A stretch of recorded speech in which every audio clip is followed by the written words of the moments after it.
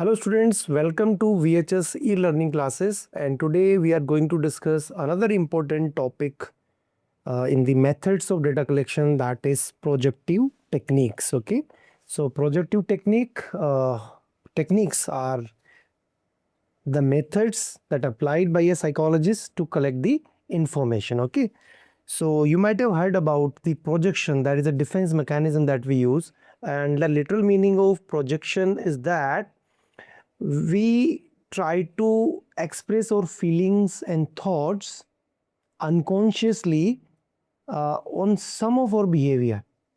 Okay, so that is a projection, and from there the word projective techniques has been derived. So let's understand that this technique in detail. So it is an indirect, unstructured method that use projection to reveal, projection, I underline this, projection to reveal hidden motives, urges or intention that people resist sharing directly. So someone is having different motives or urges or desires or certain things which people don't want to share with others. So projective techniques are indirect methods of understanding the hidden motives. So as I said in the beginning, usually the psychologists use this technique to understand the unconscious part of someone's mind. Okay, so it is helpful for uncovering the unconscious behavior and the allowing varied responses. Okay, so do people resist intentionally? Not always. Okay, people resist sometime unintentionally. Like for example, somebody is having a fear or a phobia of something, phobia from height, phobia from animals, phobia from marriage. So what is the reason for that? How do you study that person? You can use the projective technique. Okay, like a child having an age of 9 years but still engaged in a bedwetting. So what is the reason for that? Somebody is not talking openly but not performing well. When you talk with them, interview, or you ask the question, they don't respond. So what is the method are left for us? Projective technique. So when people are having some of the hidden or unconscious urges, motives or desires, this is a perfect technique to explore that. Now if you talk about the definition, a projective technique is an interpretation of a situation and events by reading it into them our own experience and feelings. Okay, so these are the what we do, we interpret the situation or a event by reading how the person is responded in that situation. Like for example, if I ask somebody, okay, tell me a three thing that comes first in your mind. Okay, or I give a sentence and I ask person to complete the sentence, or I ask someone to draw. So whenever the person will draw something or will complete the sentence or will read, find out the three important things, that will reflect his unconscious behavior.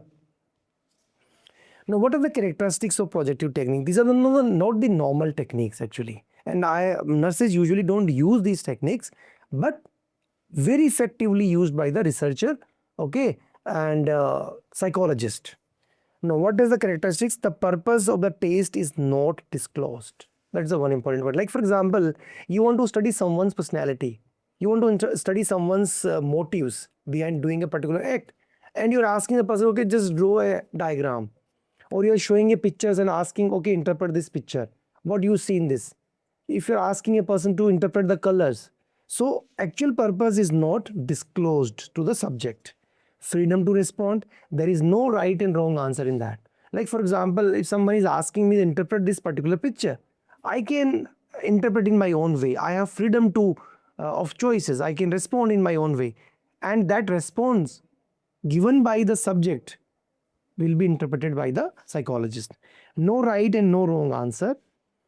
As I already told you, ambiguous and vague test materials. So whenever we put a subject in a situation where they respond, which are not very clear, they will not understand. Like for example, if you're asking a person, okay, let's complete the story.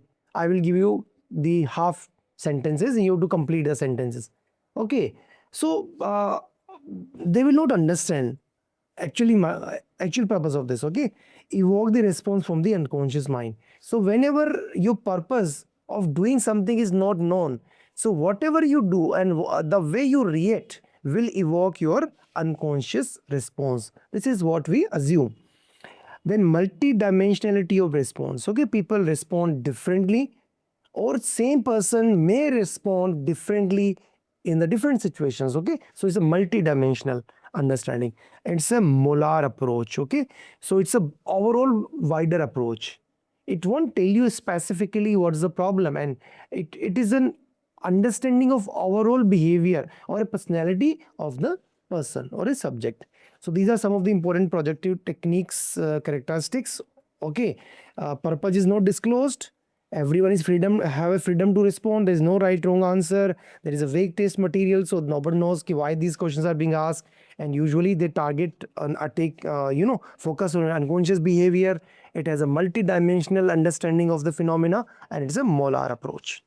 Now, what is the reliability and validity of these techniques? People often questions on reliability and validity of projective techniques. Okay, because you are revealing someone's unconscious mind. If suppose a person is making a drawing and the researcher is giving an interpretation for that drawing, the interpretation may be very subjective. Okay, or different researcher or psychologist can give a different interpretation of that. So it always question the reliability. Okay, because there is no there may be an issue in the consistency of the response. There may be the issues in the consistency of the interpretation.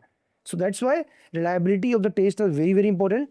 Psychometricians argue that the test is not highly reliable because different researcher may interpret the same response differently. Interpretation depend on the personal judgment and also based on the skills of the interpreter. That's why it may reduce the reliability. That's a one point. Reliability means consistency, similarity of the response. If you talk about the validity of such test, according to the clinical psychologist, the validity of a test may range from 0.5 to 0.8, a very high, but according to the psychometrician, the validity is very low. So basically, normal acceptable validity for any research scale is above 0.7. But here in case of projective techniques, we can consider 0.5 also as a reliable or a valid validity. Okay, so that's about, so both the things are questionable. It's the reliability is also, we have to be very careful while checking the reliability and validity for that, because subjectivity get involved into that. Interpretation is very subjective, personal, and depend on many subjective factors. Now, what are some of the important projective techniques I'm going to discuss? Though I will not discuss each one in detail, you can refer any psychology book and you can see that. You can refer the vision books also. So their detailed description of each test is being given. So first one is a Roche's ink-blot test, that is a one. Then we have a TAT, that is thematic apperception test. Then we have a children appreciation test, that is a CAT.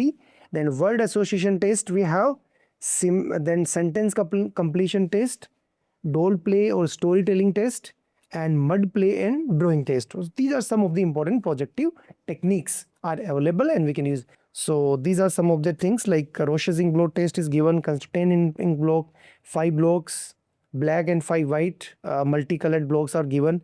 Ink blocks, these are unstructured shapes. Okay, and there is no meaning as such. Okay, and subject is being asked to respond to that. Then when you talk about thematic appreciation test, it's a 29 pictures card and a one blank card. Okay, black card. Okay, blank card, sorry. Pictures show a real human life situations, and images are very vague and open-ended, and each picture can elite multiple responses, and we ask a person to respond by showing these cards. 19 cards plus one blank cards are administered to the each person. Okay, so in a random manner we do, and we try to understand someone's personality with that. Then we have word association test. In that word, say first word. Okay, then there is a time response, like for example first word for a particular person, like for example book, what is the first word for that?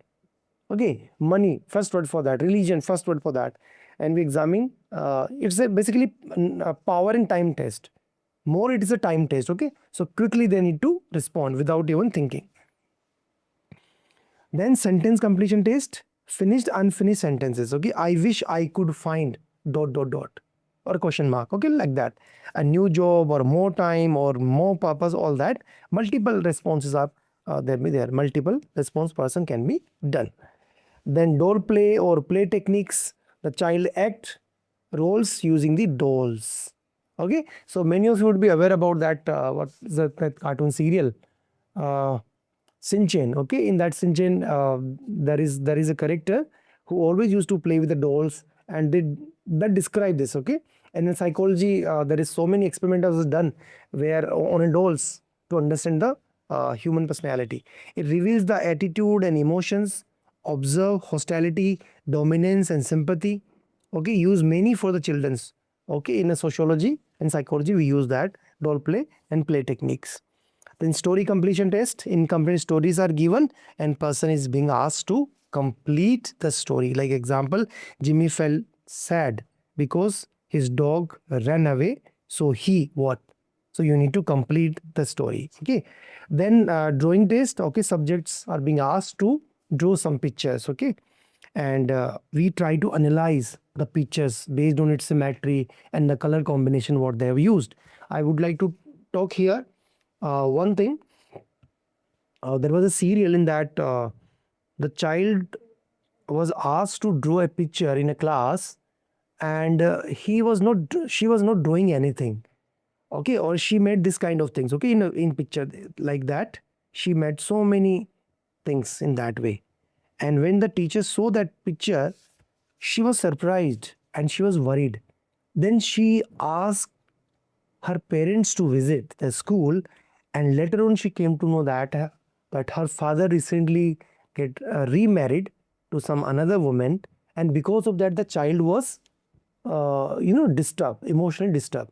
Normally the child don't be very expressive emotionally, so her emotions she was expressing in that picture.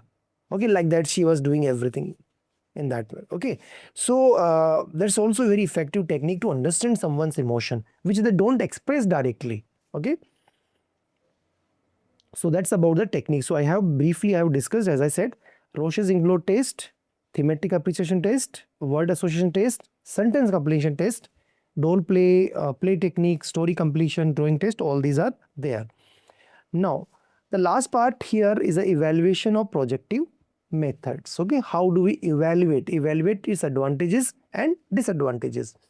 So these tests are less susceptible to faking them self-report measures. Like all these self-report measures, whether it is questionnaire or interview schedule, are always have a subject desirability, social desirability bias. Social desirability bias. What is that? People answer according to the expectations of society, not what they feel.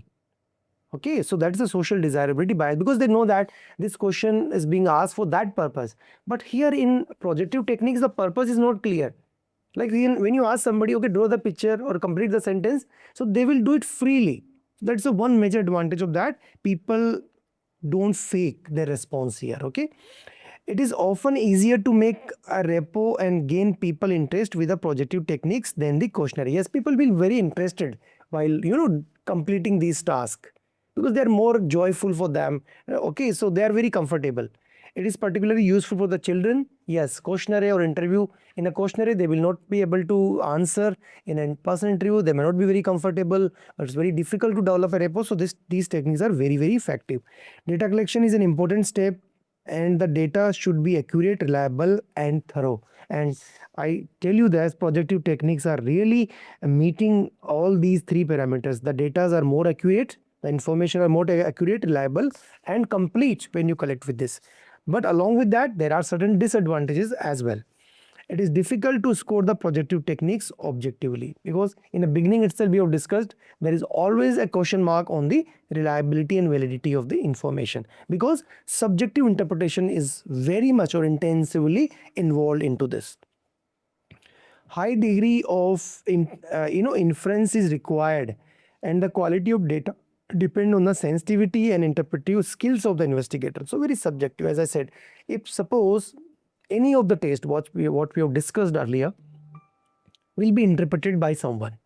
psychologist or researcher. So it depends more on their own sensitivity, understanding, interpretive skills and other things. And that is why different people interpret things differently. So that makes these things more unreliable. The interpretation of the responses by the researcher is almost as projective as the participant's reaction to the original stimuli. So it's all about projection from both the sides. If you are saying that if participants are expressing their unconscious wishes, desire, motivations, emotions through projections in terms of all these tasks which we have discussed, in the same way the interpretation is also based on the projection only. So how far we are going to trust the interpretation? So the reliability and validity is always a question mark. But of course, projective techniques are scientifically proven techniques, and especially in a psychological setup, in the psychiatric hospitals, okay, where this is a very important technique used by the clinical psychologist or psychiatrist to understand the personality of someone. So that is about the projective techniques. So I hope that this topic is clear to you. If you have any doubts related to that, you can put me on a comment box. Thank you for being associated with VHS e-classes. Thank you.